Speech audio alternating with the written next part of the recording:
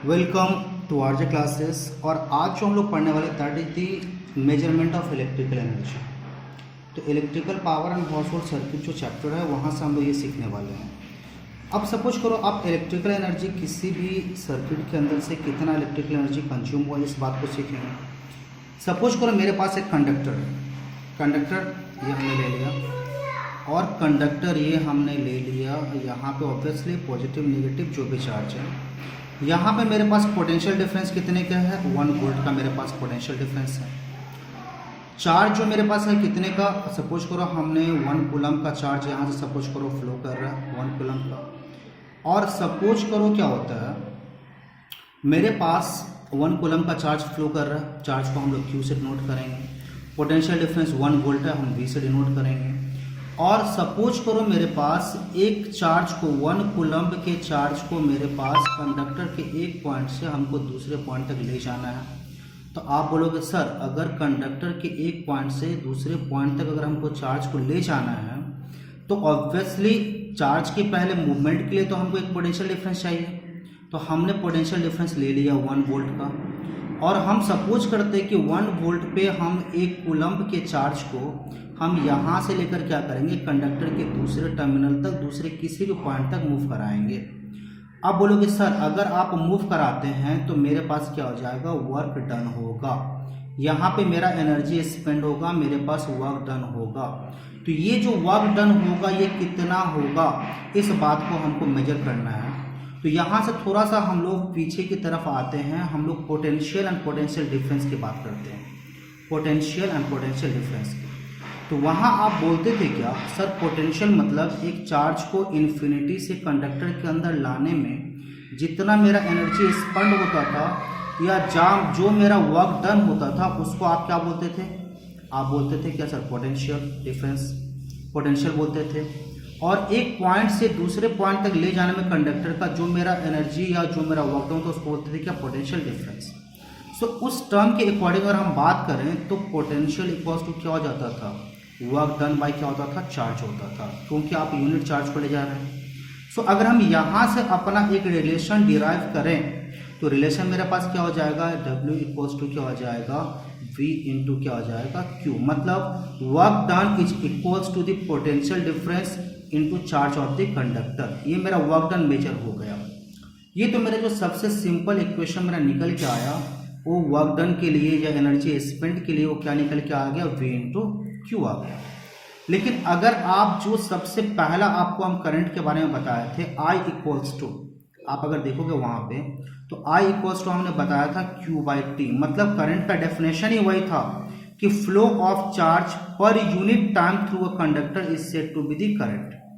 तो अगर हम यहाँ से Q के लिए एक वैल्यू हम डेवलप करें तो Q इक्वल्स टू क्या हो जाएगा, I into T, I into T. ये मेरे पास क्या हो गया, Q का एक वैल्यू आ गया। और अगर इस वैल्यू को हम पुट करते हैं किस में, इस इक्वेशन के अंदर अगर हम पुट करें तो मेरे पास क्या निकल आया, W equals to V into और Q के बदले आप क्या पुट कर रहे हो, I इंटू टी।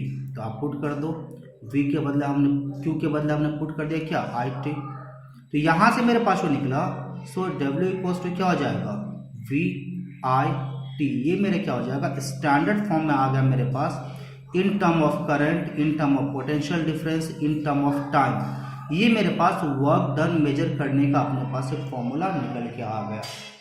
बट हम यहीं पे नहीं रुकेंगे, इसको हम क्या करेंगे, इन अदर टर्म से भी। सपोज करो अगर आपके पास कभी करंट ना दे दिया, रेजिस्टेंस दे दे, कभी आपके पास पोटेंशियल डिफरेंस ना दे दे, दूसरा कुछ टर्म्स दे दें, तो जितने भी पॉसिबल टर्म्स हो सकता है उन टर्म्स में हम अपने वर्क डन को क्या करेंगे, एक्सप्रेस करेंगे। इसके लिए फिर से हम एक और टर्म्स पाए आते हैं, ओम्स लॉ।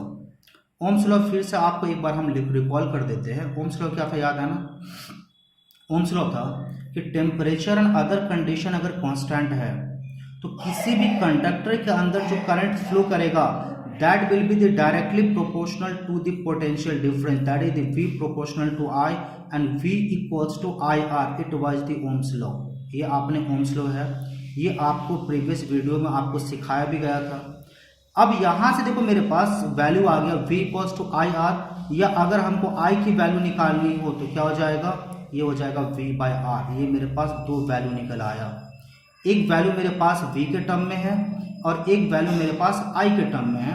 तो ये दोनों वैल्यू हमने निकाल लिया। अब इन दोनों वैल्यूज को हम क्या करेंगे, बारी बारी से अपना जो अपने पास इक्वेशन निकल के आ गया है, ये जो फॉर्मूला निकल के आ गया है, इसमें हम क्या करेंगे, बारी बारी से अब इसको पुट करेंगे, इन दोनों वैल्यू को अलग अलग।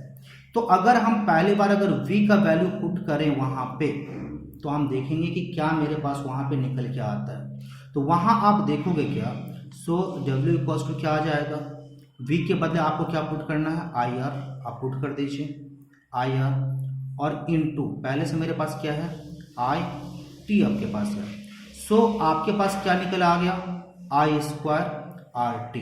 तो ये मेरे पास क्या हो गया, वर्क डन के लिए मेरे पास एक फिर से मेरे पास एक और नया डेरिवेशन निकल के आ गया। मतलब ये फॉर्मूला आप कब यूज करोगे, अगर आपके पास करंट दिया हुआ है, रेजिस्टेंस दिया हुआ है और time for which the current is flowing through the conductor, अगर हमको ये भी दिया हुआ है, तो उस समय अगर हमको वर्क डन निकालना हो तो हम क्या करेंगे, इस फॉर्मूले का यूज करके निकाल लेंगे। मतलब इस बार मेरे पास पोटेंशियल डिफरेंस नहीं भी दिया हुआ है, फिर भी हम क्या कर सकते हैं, किसी भी कंडक्टर के लिए अगर ये वैल्यू मेरे पास नोन है तो इस वैल्यू को लेकर हम क्या कर सकते हैं, अपना वर्क डन इजीली फाइंड कर सकते हैं।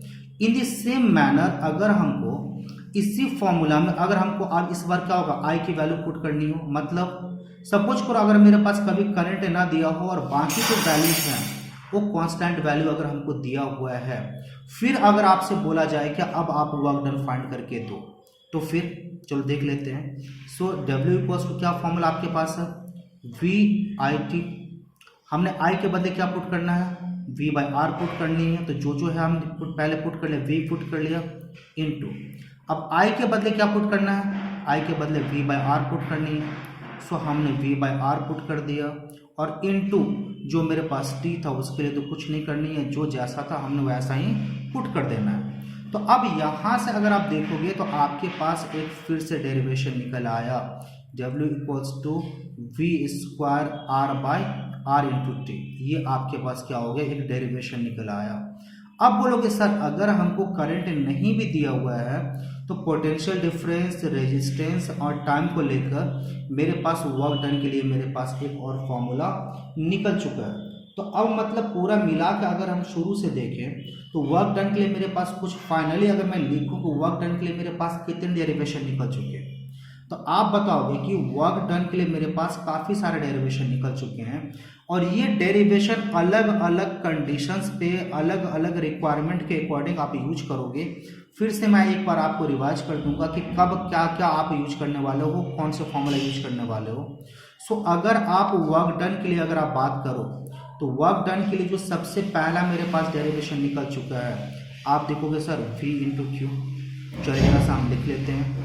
तो वर्क डन इक्वल्स टू क्या हो जाएगा, V इंटू क्यू, ये पहला इक्वल्स टू, आप बोलोगे सर इसके बाद फिर मेरे पास हम लोगों ने एक डेरिवेशन डिराइव किया था, that is work done equals to V I T, हमने उसको भी लिख दिया, work done equals to V I T. ये भी मेरे पास क्या होगा, that means work done is equals to V Q is equals to क्या हो जाएगा, V आई टी। अब आप बोलोगे सर आप अभी एक तीसरा भी हमको डेरिवेशन सिखाए हैं, W equals to I square R T, हमने उसको भी लिख देते हैं आई स्क्वायर आर टी। और बोलोगे सर ये फाइनल नहीं था, अभी मेरे पास एक और निकला, दैट इज क्या हो जाएगा, V square T by R. तो ये वर्क डन के लिए देखो अपने पास इतने सारे डेरिवेशन निकल चुके हैं। तो ये आप क्या कर सकते हो, अलग अलग डेरिवेशन का अलग अलग कंडीशंस के लिए यूज करोगे। सपोज करो पहले बार आपके पास चार्ज दे दिया एंड आपके पास पोटेंशियल डिफरेंस दे दिया, ऑब्वियसली फॉर्मूला है मेरे पास, हम क्या करेंगे न्यूमेरिकल सॉल्व करने के लिए इसका यूज कर लेंगे। और जो हम लोग न्यूमेरिकल्स करेंगे तो फिर इस बात को हम लोग डिस्कस भी करेंगे। या अगर आप सपोज करो सर आपके मेरे पास क्या हो गया, पोटेंशियल डिफरेंस दे दिया, करंट दे दिया, टाइम कंजप्शन दे दिया, तो हम ये फॉर्मूला यूज करेंगे। अब फिर कभी आप बोल दिए कि सर मेरे पास पोटेंशियल डिफरेंस ना देके मेरे पास करंट, रेजिस्टेंस और टाइम दे दिया, ऑब्वियसली इसके लिए भी मेरे पास है, इस बार पोटेंशियल डिफरेंस नहीं है अपने पास। और कभी फिर ऐसा आ गया कि आपके पास करंट तो नहीं है, करंट के अलावा आपके पास पोटेंशियल डिफरेंस है, टाइम है एंड रेजिस्टेंस है, तो इसको लेकर भी आप क्या कर सकते हैं, तो अपना वर्क डन क्या कर सकते हैं, मेजर कर सकते हैं। तो ये देखो वर्क डन मेजर करने के लिए अपने पास कुछ सिंपल्स टर्म्स निकल आया, कुछ सिंपल क्या हो जाएगा फॉर्मूलाज निकल आया, और ये सब बेसिक फॉर्मूलाज हैं और इसको आप आराम से दिमाग में बैठाना, क्योंकि फिर नेक्स्ट जो वीडियो होगा, जो नेक्स्ट टॉपिक अपना होगा, वहाँ पे हम लोग वर्क डन कैसे मेजर करेंगे इसको कुछ न्यूमेरिकल्स के थ्रू क्या करेंगे समझने की कोशिश करेंगे। फिर उसके बाद पावर ये भी हम लोग क्या करेंगे समझने की कोशिश करेंगे।